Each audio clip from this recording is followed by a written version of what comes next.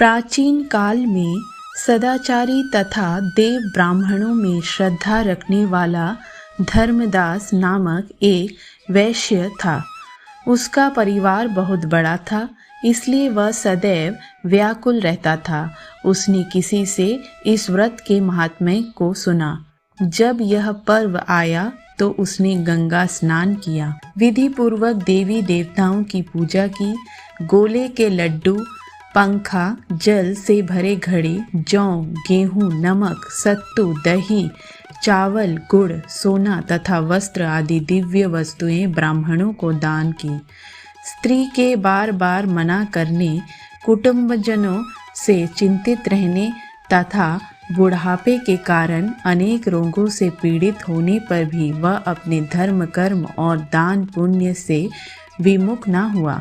यही वैश्य दूसरे जन्म में कुशावती का राजा बना। अक्षय तृतीया के दिन दान के प्रभाव से ही वह बहुत धनी तथा प्रतापी बना। वैभव संपन्न होने पर भी उसकी बुद्धि कभी धर्म से विचलित नहीं हुई। अक्षय तृतीया के दिन इस कथा के श्रवण से अक्षय पुण्य फल की प्राप्ति होती है।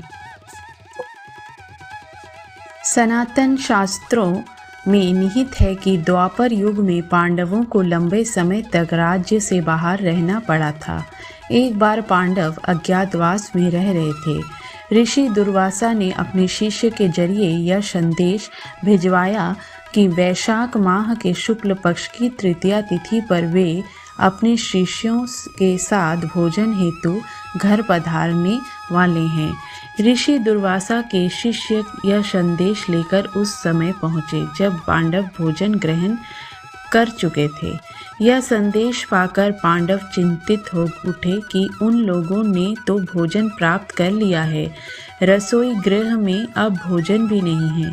ऐसी स्थिति में ऋषि दुर्वासा और उनके शिष्यों को कैसे भोजन कराया जाएगा। तत्कालीन समय में ऋषि दुर्वासा अपने गुस्से के लिए जाने जाते थे। इच्छा पूरी ना होने पर ऋषि दुर्वासा तत्क्षण ही शाप दे देते थे। अगर भोजन नहीं मिलता तो ऋषि दुर्वासा पांडवों को भी शाप दे सकते थे। उस समय द्रौपदी ने जगत के पालनहार भगवान श्री कृष्ण से सहायता हेतु प्रार्थना की। यह जान भगवान श्री कृष्ण पांडव के अज्ञातवास गृह पर आए। उस समय भगवान श्री कृष्ण ने भोजन पात्र में एक चावल पड़ा देखा। मुरली मनोहर ने चावल उठाकर ग्रहण कर लिया। इससे भोजन पात्र तत्क्षण अक्षय पात्र में बदल गया। अक्षय का आशय कभी ना खत्म होने वाला है। इसके बाद ऋषि दुर्वासा अपने शिष्यों के साथ पांडवों के घर पधारे।